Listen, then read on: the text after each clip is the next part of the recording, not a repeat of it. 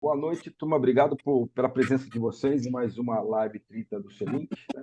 O tema de hoje é desmistificando os processos de entrevista para as posições de conselho. É um desdobramento, né, daquela live que eu e Candice fizemos. Na verdade, eu fui o meio, né? A Candice que fez a live aí falando das currículos e das cartas de apresentação de conselho. E, por demanda, a gente avançou um pouquinho. Agora nós vamos falar dos processos de entrevista para as posições de conselho, né?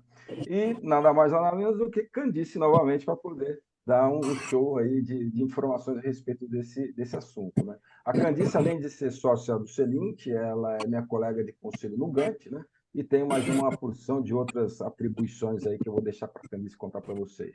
Candice, está contigo.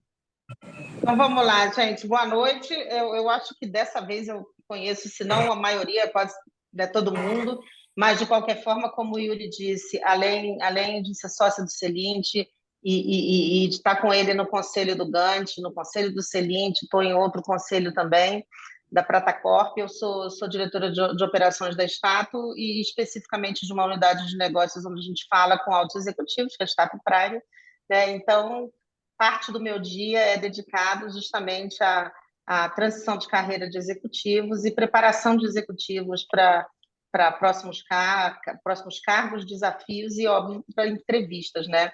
Então, Yuri, eu vou pular, falar de títulos, falar do resto, falar no LinkedIn e vamos partir para o abraço, porque eu acho que hoje vai ter bastante dúvida, bastante coisa para a gente trabalhar aí. Perfeito, Candice. Vamos para o que interessa, então, né? Então, as perguntas e os comentários de vocês são super bem-vindos. Por favor, coloquem no chat, né? Na medida do possível, a gente vai trazer essas perguntas para que a Candice possa responder para a gente, né?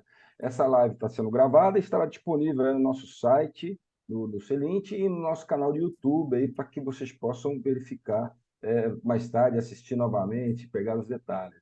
Então, vamos lá, Candice, vou começar contigo. Hoje a gente tem um modelo um pouquinho diferente, né? Então, eu vou pedir para a Candice fale aí sobre no que nós chamamos das 10 etapas para se preparar para um bom processo de entrevista para uma posição de conselho. Então, Candice, vai lá, deixo contigo e vou Vamos colocando as lá. perguntas. Vamos lá, mais que etapas, eu acho que são dicas, né? As duas primeiras, eu acho que a gente já falou bastante, mas não custa relembrar, que é a gente ter um currículo específico para conselho para quem já teve posição de conselho, né? E o dois, a gente sempre direcionar a carta de apresentação de acordo com a posição que está sendo trabalhada. A gente não tem uma carta de apresentação genérica, né? Então, eu acho que isso é uma primeira lembrança, né, da última live, que para a carta de apresentação não tem one fits all, a gente vai procurar customizar. Né? Falando de posição, eu não gosto da palavra vaga, nem para alto executivo, nem para conselheiro, e ele já sabe disso, eu não Também falo não de vaga, eu gosto. acho que não tem vaga, eu acho que tem posição, acho que tem desafio. E para conselho, quando a gente. A primeira coisa é realmente olhar o job description. Né? O que tem ali? O que está sendo pedido? Deixa eu avaliar item por item e, de verdade, entender as sinergias com o perfil.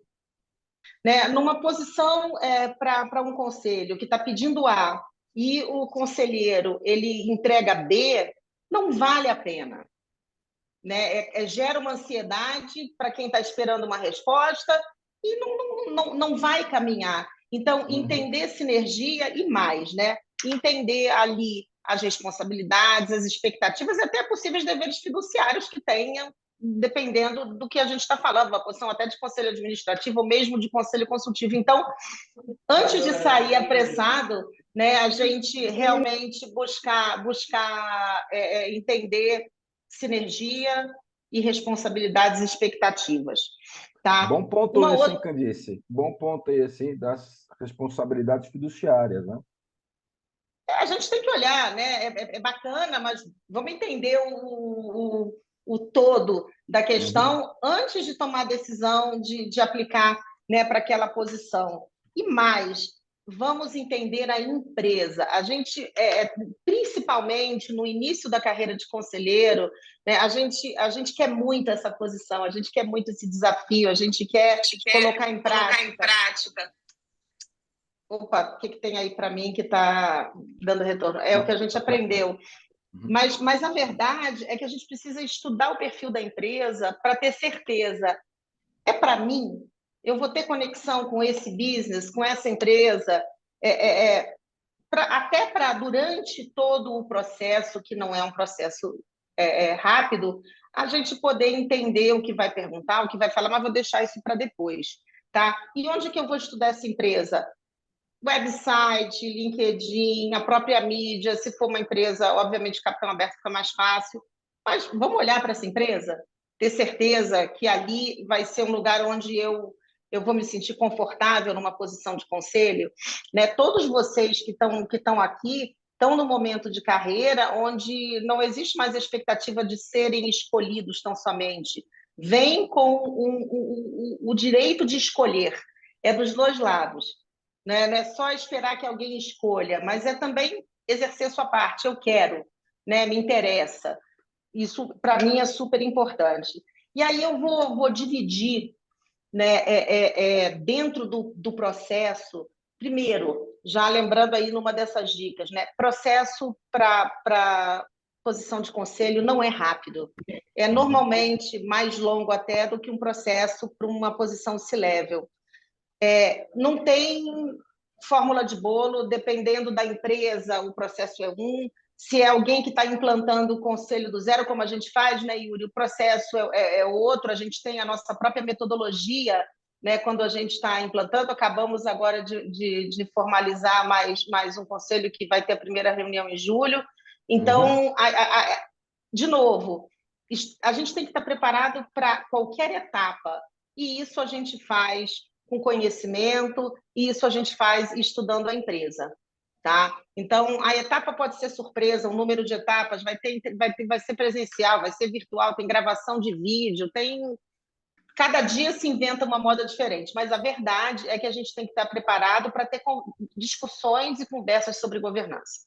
Tá? E eu divido em dois momentos quando a gente começa efetivamente a participar desse processo. Legal, eu tenho fit, tenho sinergia, então ali na carta de apresentação eu vou trazer ponto por ponto o que dentro da minha carreira como conselheiro e como executivo encaixa com aquela empresa, com aquele momento de conselho, com o tipo de conselho que eles estão pedindo, com o perfil de conselheiro que está sendo abordado.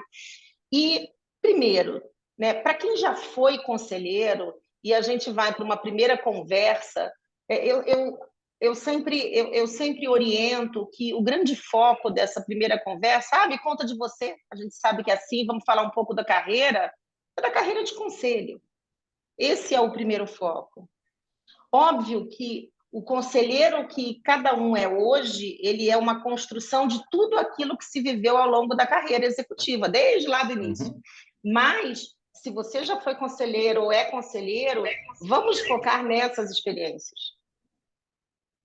E, se eventualmente, quem estiver te entrevistando, se é o headhunter, se é uma empresa que está fazendo o processo, se é o próprio board, enfim, se é o founder, ele vai direcionar a conversa. Ele vai querer saber mais até da tua carreira executiva. Mas lembrando, principalmente para quem já foi conselheiro, fala disso. O que eu já fiz, o que eu já entreguei, que resultados eu já trouxe para empresas onde eu tive num board. Isso é super importante. Tá? E para quem está pleiteando a primeira posição, obviamente, além de trazer sinergias da carreira executiva com aquela posição, sempre que possível, falar das interações. Eu passei pelas empresas A, B, C e D, e aqui eu reportava para o conselho, eu era como CFO, por exemplo, convidado às reuniões, eu fazia esses reportes.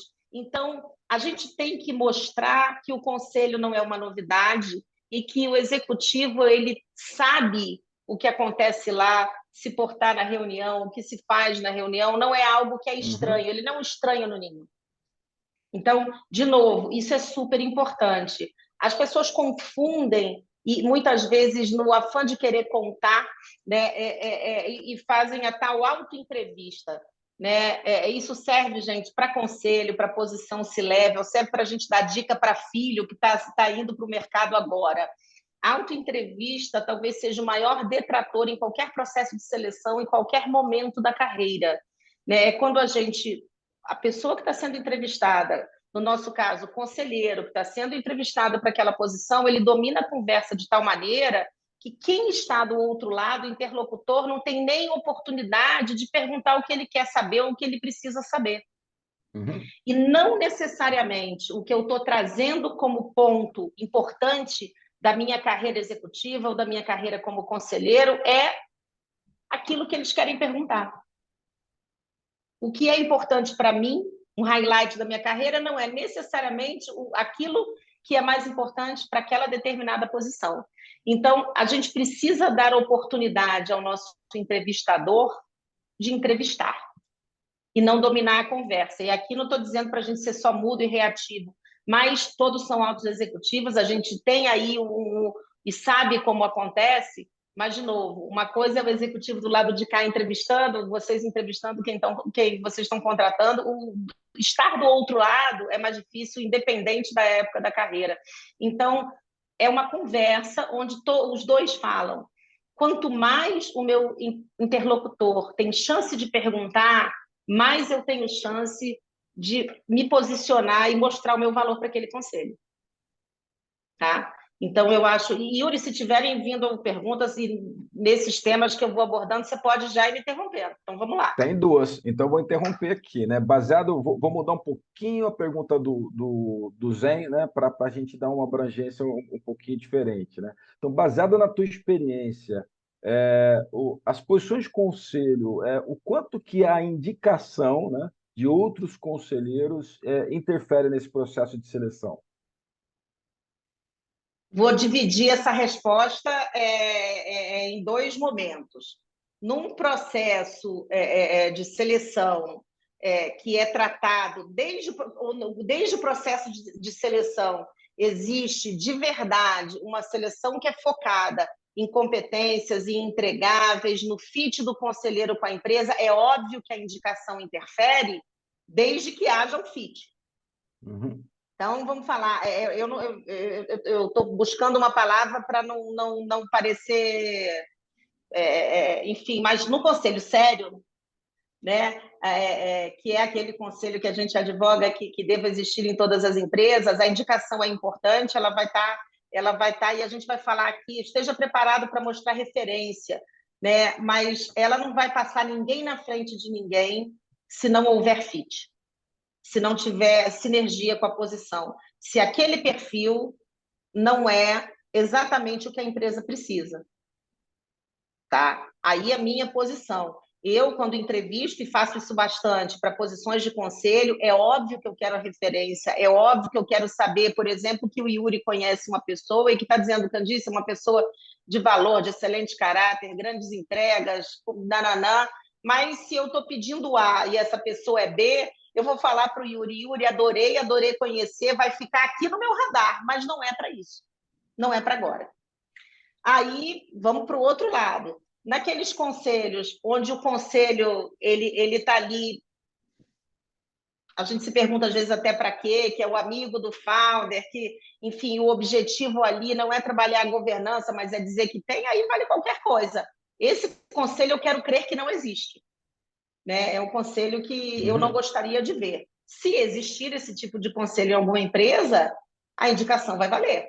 Aí não tem nem processo, convida fulano. Mas num Eu, processo de seleção sério, ela vale principalmente para a gente reforçar caráter, valor, qualidade executiva, mas não para colocar a pessoa ali. Não sei se fui muito imperativa nisso, mas é a forma como eu entendo que se tenha que olhar para um conselho, e não só para conselho, tá, gente? Para posições executivas também. Vamos né, generalizar aqui, eu acho que para qualquer posição. Tá? o ponto está correto, estou alinhado contigo, Candice. Eu não gostaria de ter meu nome envolvido com esse tipo de conselho que ele não tem o objeto, né, da adição de valor na organização. Né? Lembrando, adicionando um ponto, né, quem contrata o conselheiro, né, no ambiente das empresas familiares em que nós atuamos, e baseado na nossa experiência, é sempre os donos da empresa, né? Então, vamos lá, né? Pode ter o caráter da indicação, né? Mas a decisão final, né, está na mão do contratante. Mas pegando o Tony, trouxe um ponto aqui, né? Na interpretação dele sobre o seu discurso, o descritivo do perfil, né? Da posição de conselho é a chave, né? Até para que eu, enquanto conselheiro, possa aplicar, né? Não havendo esse descritivo, cabe pedir à empresa, pedir ao recrutador, ao headhunter ou à escola que está. Não tenha dúvida que sim. Uhum, Né? Eu não, até porque, e não é só, de novo, o descritivo, ele, óbvio, ele ajuda a empresa na seleção, mas ele ajuda o conselheiro a decidir se ele quer aquela posição ou não, aplicar para aquela posição ou não. Né? De novo, se estão buscando A, eu entrego B e eu vou para aquele conselho, eu vou sair de lá ouvindo que eu não entreguei. uhum. Né? E não é isso que eu quero que pensem sobre o meu perfil. Então, é claro que cabe sim. Mas, de Teoricamente, novo, você quando morre, há um processo de seleção sério, existe aí minimamente uma descrição. teoricamente, você morre até na entrevista, né, Candice? Pede-se É A isso. e você tem B, né? Mas vamos pegar o Marcelo Espanhol, né? Além dos processos de networking, né, que são os processos que justamente a gente propagandeia muito, né, como oportunidades de encontrar posições de conselho, né? Baseado na tua experiência, você conhece outros meios, Candice, de prospectar essas posições, além do networking? Olha, existem headhunters que estão se especializando em posições de conselho gradativamente, né? Não é a maioria, tá? Não só no Brasil, mas falando lá de fora também. Acabei de vir de uma reunião com pares, né? Que trabalham com altos executivos e a realidade é a mesma. Tá? O networking ele é importante para a gente identificar a posição. E, de novo, o contato com as empresas e as consultorias que implantam conselhos. Né? Normalmente, aí é onde a gente encontra os processos de seleção bastante definidos, né? Porque no início nesse processo do primeiro conselho, ali também tem oportunidade. E, de novo, aquelas oportunidades que nós, enquanto conselheiros, geramos com o nosso networking, com empresas que não têm conselho ou onde tem, e eu passo a ser considerado, olha, Candice, vai abrir uma posição, eu vou te enviar o teu nome para você passar pelo processo, porque eu acho que cabe o teu perfil. Bacana, acontece também. Né? Mas hoje o networking e essa indicação ela é importante, mas, de novo, cada vez mais as empresas estão procurando ajuda para fazer uma seleção formal, porque, de novo, é um investimento. A empresa está investindo num profissional, está investindo tempo e dinheiro naquele profissional e naquele conselho, e ela quer retorno. Ela Uhum. quer o retorno do investimento. E a gente tem que estar preparado para dar esse retorno. Quanto mais fit, mais fácil é entregar o retorno que a empresa precisa. Voltando para as linhas de dicas, né, Candice? Eu acabei te interrompendo quando você estava falando, né, se você já é ou foi conselheiro, né? E a gente estava Isso, falando da questão do pleiteando a primeira posição como conselheiro também. isso, e foi o que eu disse. Vamos buscar sinergia com interações com o conselho, e aí sim, mostrando no plano executivo aquilo que pode caber e também mostrando que você está investindo no aprendizado do que é o conselho, do que entrega conselho. Quer dizer, e como a gente lá no início da carreira, né? Vou procurar minha primeira posição, meu primeiro emprego, eu falo, olha, eu estudei nessa faculdade, eu estudei inglês aqui, olha, eu sou executiva, eu tenho essa carreira, mas também estou buscando entender um pouco mais sobre conselho, me qualificar e me certificar nos institutos disponíveis. Então, isso também é algo que tem que ser trazido. E aí, gente, eu até anotei aqui alguns pontos para eu não esquecer. Né? A gente tende a olhar para essa posição, principalmente quando é a primeira, e pensar o que essa primeira posição num conselho vai agregar para a minha carreira. né? E aí eu diria, né, que é o jeito errado de começar. O jeito certo de começar é o que eu posso agregar para essa empresa sentado nessa cadeira de conselho. E é aí que, com base em entregas de valor, a gente agrega valor para a nossa carreira de conselho. Tá? E não o contrário. E muitas vezes, não raras vezes, nos processos de seleção, a gente encontra profissionais, e às vezes não para a primeira cadeira, tá? Com alguma experiência em conselho, utilizando o racional equivocado. Eu acho que, estando aí, vocês vão. Não é vocês, é o que eu vou fazer por vocês? O que eu posso entregar? Que valor eu posso adicionar? Como eu posso colaborar? Então, isso eu acho que é uma. De novo, são coisas simples, tá? E sempre que eu puder, eu vou relacionar, porque todos aqui são altos executivos também, que vale para uma entrevista C-level. O que sentar numa cadeira de CEO vai fazer por mim? O que eu vou fazer pela empresa se eu sentar nessa cadeira? A pergunta é a mesma. Então, vamos Tá? aproveitar o gancho e já responder o Paulo Abrantes, né? Pro bono é interessante para começar como conselheiro? Perguntou para a pessoa Sim, errada, né? para a pessoa errada, eu adoro. Minhas primeiras 2 cadeiras de conselho foram pro bono nos Estados Unidos. Aqui no Brasil, o Gant, né, Yuri, que a gente tá junto lá. Eu brinco que é onde eu tenho mais trabalho, né? Não ganho nada, me divirto demais. Tem um chefe chato. Tenho um chefe muito chato, que na verdade é o que tem que ter, que cobra, e onde eu vejo as coisas acontecerem muito rápido. Eu acho incrível, independente de ser a primeira, a segunda ou a última. E aí tem a questão do propósito, do give back. Né? Quando a gente olha para trás e entende, olha onde eu cheguei, olha o que eu já construí, por que não um pro bono? Tá? Então, acho que eu sou fã do pro bono, faço desde sempre, e aí, obviamente, que é um balance. Eu faço um pro bono, faço um, dois conselhos já pagos, vamos dizer assim, ou remunerados, e esse pro bono, gente, muitas vezes a gente pode estar falando de ONG, de associações sem fins lucrativos, mas, eventualmente, eu não gosto muito do pro bono já para empresas estruturadas que podem pagar mesmo que seja pouco. Aí eu já não é a minha visão da felicidade. Foge do Né? Mas se é propósito. uma foge do propósito. Tá? De repente, uma startup, eu vou apostar ali, faço um contrato para lá na frente, eu tive resultado, veio alguma coisa bacana. Tá? Então, a gente também não pode alimentar o desejo do empresário de não pagar o conselheiro. Aí, pode pagar pouquinho, é legal, vamos no pouquinho, não tem problema. E a gente vai crescendo esse valor na medida que as entregas do conselho vão acontecendo.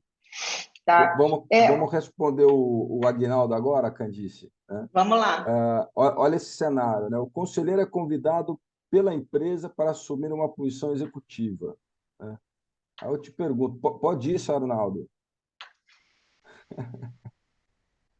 Ele vai continuar conselheiro, ele vai sair da cadeira de conselheiro, porque uma coisa é uma coisa, outra coisa é outra coisa, ou eu sou conselheiro, ou eu sou executiva, a não ser que eu seja o founder, né, o sócio, quando eventualmente essas coisas se misturam, não, eu não.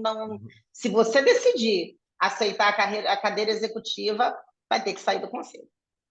E vai ter que deixar de pensar na longevidade da empresa, em planejamento estratégico de longo prazo, e vai ter que entregar o operacional. E vai ter que entender que não necessariamente nem vai ser convidado mais para a reunião de conselho se não for o CEO. Então, de novo, são opções. As duas coisas não. Tá? Não estou dizendo que não aconteça, estou dando uma opinião com base nas melhores práticas que a gente acredita. Há de se pensar, porque são dois bonés diferentes, né? Eu sou executivo numa empresa e sou conselheiro na outra, espetacular. É assim que eu acho que tem que começar, né? Sem conflito de interesse. Vamos ajudar o Ikeda agora, né? Normalmente, quem faz a entrevista para a posição de conselheiro? É o dono da empresa, o CEO, o presidente do conselho? baseada na sua experiência, como que você vê esse arranjo na prática, Candice? O conjunto da obra, tá?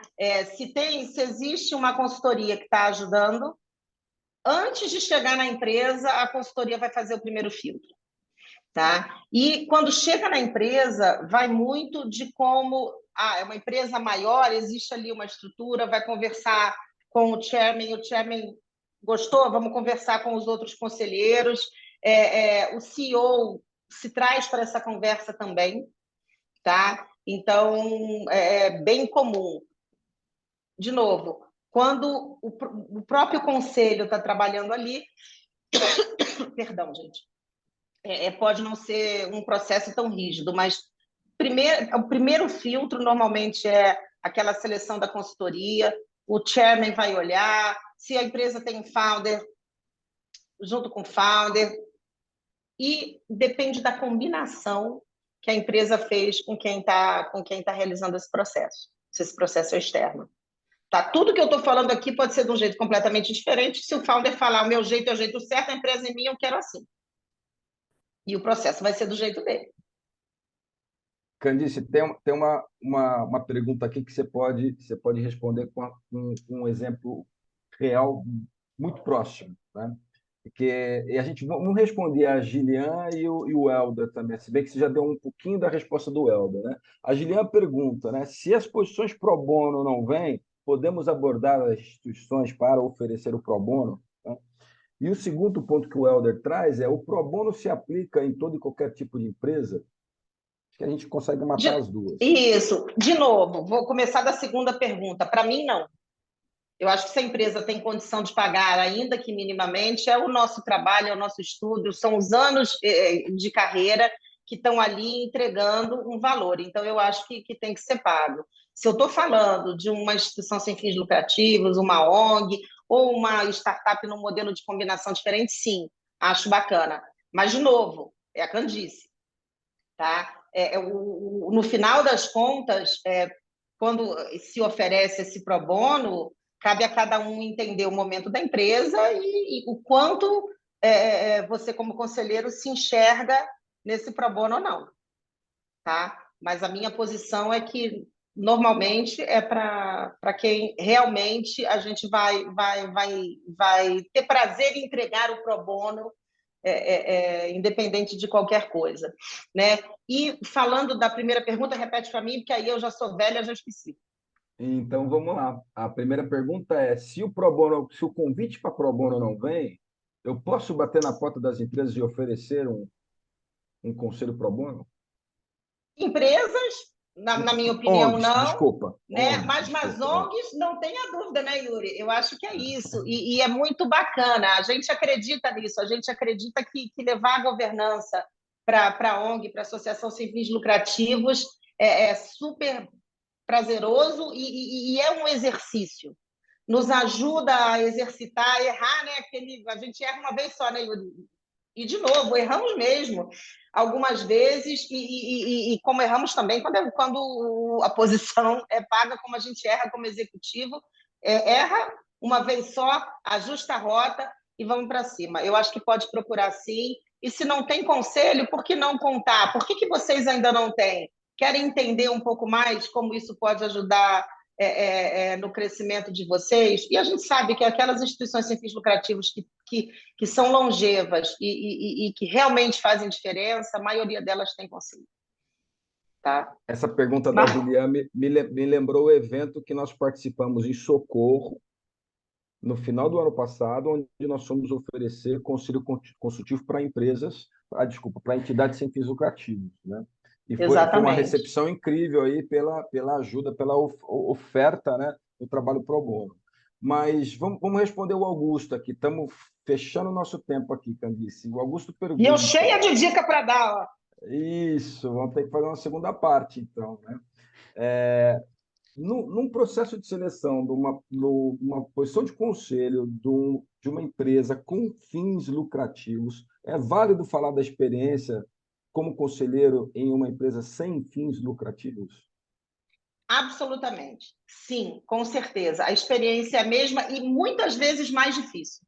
A gente vive isso, né, Yuri? Lá no Gantt, a gente sabe a dificuldade que é o conselheiro que está numa empresa sem fins lucrativos, numa ONG, ele tem que ter o dobro da flexibilidade, da criatividade, de conseguir trabalhar com pouco, de eventualmente entender que vai ter que ser hands-on, né? Então, eu acho que é sim de grande valor levar isso para a entrevista, tá?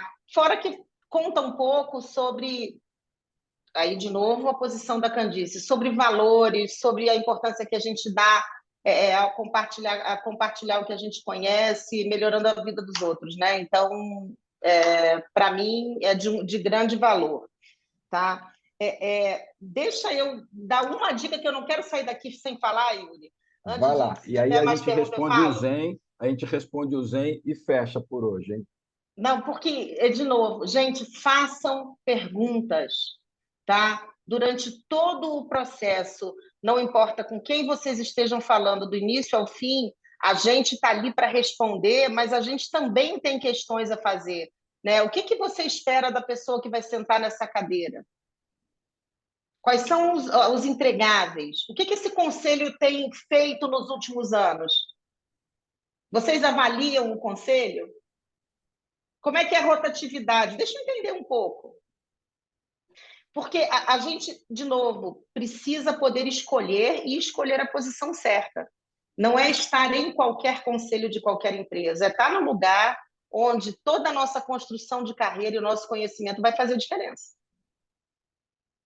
Tá? Porque conselho não é para os fracos.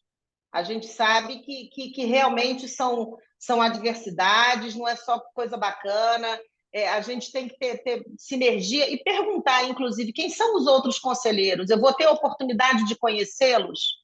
Também é uma pergunta que pode ser feita. A gente pode perguntar como é que estão as finanças da empresa? Quais os desafios futuros que vocês entendem, não só para a empresa, como para esse conselho? Existem quick wins? Tudo aquilo que vai nos ajudar no processo de decisão e depois a entregar o melhor como conselheiro. E ser alguém que passa a ser disputado no mercado, porque por onde passa como conselheiro, agrega valor. Então, perguntem, não se acanhem em perguntar. Enfim, fechando aqui as nossas perguntas, a última do Zen, né? Ele está trabalhando de forma pro bono para salvar uma empresa, né, enquanto conselheiro. Se o trabalho não der certo, né, vale colocar essa experiência no CV, no currículo? Como qualquer experiência, tanto executiva como em conselho, tem duas chances, de dar certo e de dar errado. Desde que a gente consiga contar, ter um storytelling adequado contando por que deu errado, tentamos isso, aconteceu isso, é um aprendizado.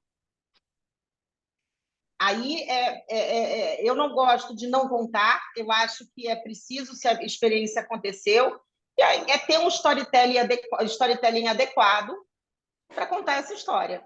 Né? Não é tudo que a gente faz na carreira que vai dar certo. Né? Mas quando dá errado, se a gente transforma isso em aprendizado, é sensacional.